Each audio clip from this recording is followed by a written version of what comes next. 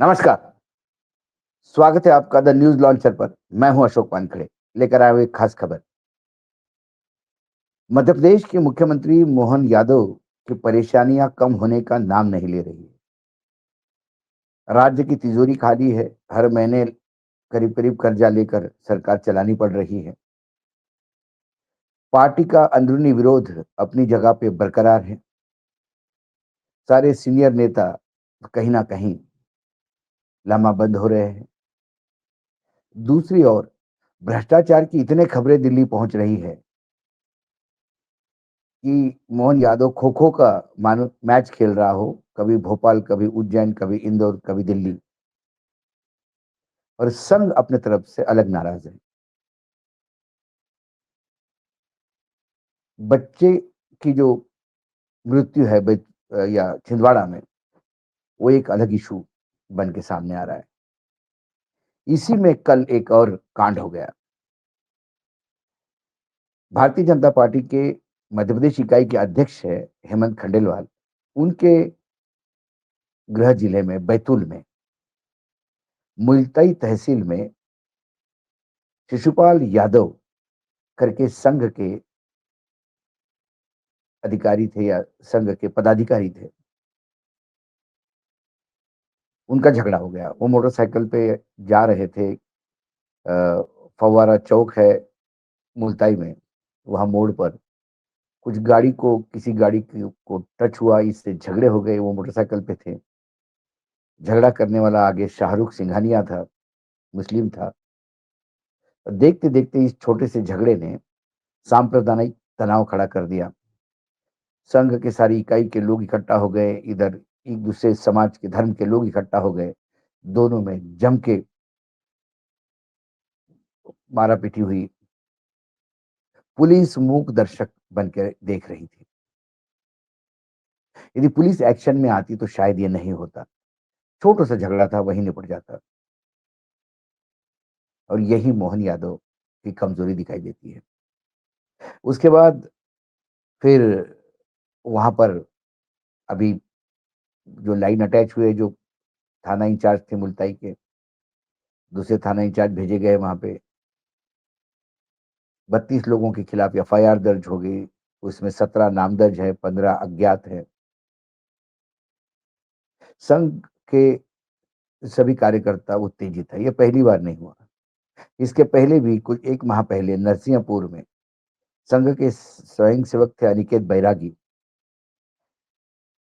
इसको और उसके साले को एनपी प्रजापति है, नर्मदा प्रजापति, बहुत बड़े नेता है, कांग्रेस के विधानसभा के अध्यक्ष रह चुके हैं। उनके बेटे और भतीजे ने उन्हीं के घर अनिकेत बैरागी और उसके साले को, जो स्वयंसेवक संघ के स्वयंसेवक थे, उनको बुरी तरह से पीटा और वो वीडियो मार्केट में आया, खूब वायरल हुआ। उसके बाद एफआईआर भी दर्ज हुई, लेकिन 27 सितंबर की एफआईआर के बाद अभी कुछ उस पे एक्शन नहीं, इसलिए भी संघ बहुत नाराज है। तीसरी लड़ाई चल रही है उज्जैन में। उज्जैन में 2028 में सिंहस्थ कुंभ होने वाला है।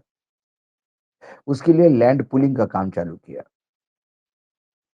जनरली लैंड पूलिंग सिंहस्थ के लिए होती है, तो वो टेम्पररी लैंड पूलिंग की जाती है। जो फसल आपकी 1 या 2 फसल जो जानी है, उसका मुआवजा सरकार देती है और कुंभ खत्म होने के बाद किसानों को लैंड वापस चली जाती है। इस बार कुछ तुगलकी फरमान लेके आ गए कि हमें परमानेंट कंस्ट्रक्शन करना है। आप किसी भी कुंभ, महाकुंभ या सिंहस्थ का परमानेंट कंस्ट्रक्शन नहीं कर सकते, क्योंकि हर साल आबादी बढ़ती है, हर साल शहर बढ़ता है। तो आप मेला क्षेत्र लगातार, इसका क्षेत्र बढ़ता है, और यदि ये परमानेंट कंस्ट्रक्शन हो गया उस ज़मीनों पे और उससे ज़्यादा की ज़रूरत पड़ी, तो फिर आपको क्या आगे मंदसौर तक या नागदा तक या इधर रतलाम तक मेला ग्राउंड फैलाओगे क्या? ये सवाल, एक वाजिबी सवाल है, प्रैक्टिकल सवाल है। अभी तक अ, जो देश आज़ाद नहीं हुआ, मुगलों के समय से होलकर के समय सिंधिया का राज था उज्जैन में, तब भी यही पुरानी सिस्टम चालू थी। लेकिन ये ज़मीन अधिग्रहण कहीं न कहीं, ये जो लैंड माफिया है, उनके चक्कर में ये हो रहा है, ऐसा आरोप है और उसके लिए वहाँ पर 17 करीब-करीब गाँव अफ़ेक्ट हो रहे हैं और उसमें हज़ारों एकड़ ज़मीन है। तो उसको लेकर राष्ट्रीय स्वयंसेवक संघ का, आरएसएस का जो किसान भारतीय किसान संघ जो है जो किसान यूनिट है, वो पूरी तरह से वहाँ आंदोलित है। वहाँ पे बड़े-बड़े पदाधिकारी आ गए हैं और बाकायदा विरोध इतना तगड़ा है कि ये दिल्ली तक बात आई, दिल्ली में भी सुना, बहुत डाँट पड़ी है। उसके बाद भी इसका कोई सॉल्यूशन नहीं निकल गया क्योंकि लगता है कि लैंड माफिया ज़्यादा हावी है और इसके चलते यहाँ तक बात हो गई है कि अ, भारतीय किसान संघ के बड़े पदाधिकारियों ने कहा कि किसान सत्ता दिला सकती है तो किसान सत्ता छीन भी सकती है और सत्ता छीनने की बात आ गई। संघ बुरी तरह से नाराज़ है इन तमाम घटनाओं से। तो इंदौर में हाल ही में जो राष्ट्रीय स्वयंसेवक संघ के सुप्रीमो आदरणीय मोहन भागवत जी के द्वारा प्रहलाद पटेल जो कैबिनेट मंत्री है वर्तमान में, उनकी नदियों पे लिखी हुई किताब का लोकार्पण था। उस कार्यक्रम में सीएम अपने दल-बल के साथ गए, लेकिन स्टेज पे जगह नहीं मिली, नीचे बैठना पड़ा। उसके बाद वो मिलना भी चाहे लेकिन सुना गया कि संघ चालक ने मिलने से मना कर दिया। ये संघ की बताने की एक नाराज़गी होती है। दूसरी बात पूरे परिवार पे भ्रष्टाचार के बहुत ज़बरदस्त आरोप है। इंदौर खासकर जो मिनी बॉम्बे बोला जाता है, उस इंदौर शहर में पालक मंत्री होने के नाते सब कुछ मुख्यमंत्री के हाथ में है और आलम ये है कि रिटायर्ड अधिकारियों के घर भी रेड होती है तो करोड़ों रुपए मिलता है। इसका मतलब ये भ्रष्टाचार लगातार इन्हीं की सरकारों में हुआ बीजेपी के क्योंकि बीजेपी की ही सरकार लगातार सत्ता में है वहाँ पर। कुल मिलाकर मोहन यादव अपने भाई, अपने भतीजे और अपने परिवार की वजह से बहुत ज़्यादा बदनाम हो रहे हैं। उज्जैन में ये हाल है कि आप अपना घर भी यदि बनाना हो, तो आपको बगैर वहाँ चढ़ावा चढ़ाए ऐसी बहुत ज़बरदस्त चर्चा है। मैं उज्जैन क्योंकि महाकाल के दर्शन के लिए जब भी उज्जैन गया, तो बहुत सारे लोग ये कंप्लेंट करते हैं कि सीधी-सीधी बात होती है। पुलिस महकमा फ्री फॉर ऑल है।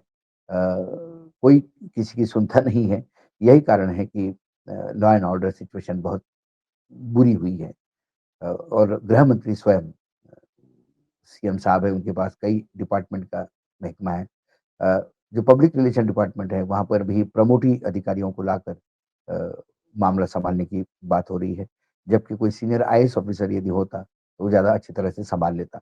कुल मिलाकर पूरा मध्य प्रदेश परेशान है कि सरकार है या नहीं है और ख़ासकर संघ, जब संघ और बीजेपी के लोग ही पीटे जा रहे हैं, तो फिर सरकार हमारी है या किसकी है? तो कांग्रेस की सरकार में भी ऐसा जुल्म नहीं हुआ था और कहीं न कहीं इसके लिए पुलिस महकमा ज़िम्मेदार है और मोहन यादव का नॉन एक्सपीरियंस होना क्योंकि मध्य प्रदेश ये बहुत पुराना भाजपा का गढ़ रहा है और ऐसे में वहाँ पर यदि आपने ऐसे मुख्यमंत्री दिए जो अनएक्सपीरियंस्ड है, तो सरकार सँभालना बहुत मुश्किल हो जाती है। मुख्यमंत्री इतने कमज़ोर हो जाते हैं कि कोई मठाधीश उनको कार्यक्रम में बुलाता है और ये किसी कारण पहुँच नहीं जाते, तो इनको 10 बार पब्लिकली माफ़ी माँगनी पड़ती है कि आप नाराज़ मत हो जाइए, मैं आता हूँ। ये मुख्यमंत्री का कमज़ोर होना दिखाई देता है।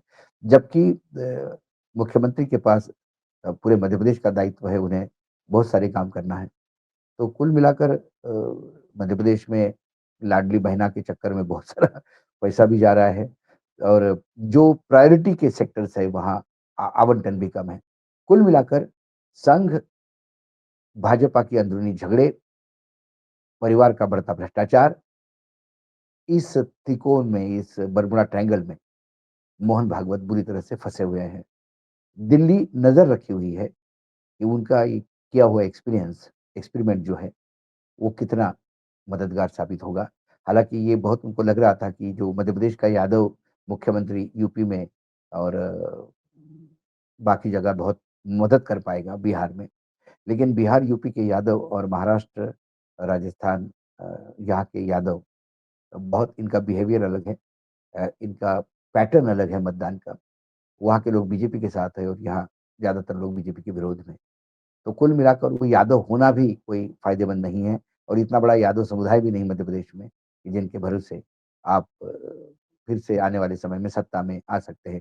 समय है, लेकिन जब बर्बादी शुरू हो जाती है और जब सरकार अंकुशहीन हो जाती है, तो फिर अधिकारी वर्ग जो है, वो अपनी मनमानी करने लगता है और इससे जनता परेशान होती है। देखते हैं ये संघ वाला मैटर कैसे वो निपटाते हैं। संघ की नाराज़गी लंबे समय तक चली, तो फिर मोहन यादव को अपनी खुद से भी खोनी पड़ सकती है। आज इस विशेष कार्यक्रम में इतना ही, फिर आता हूँ किसी बड़ी खबर के साथ, तब तक के लिए नमस्कार, देखते रहिएगा द न्यूज़ लॉन्चर।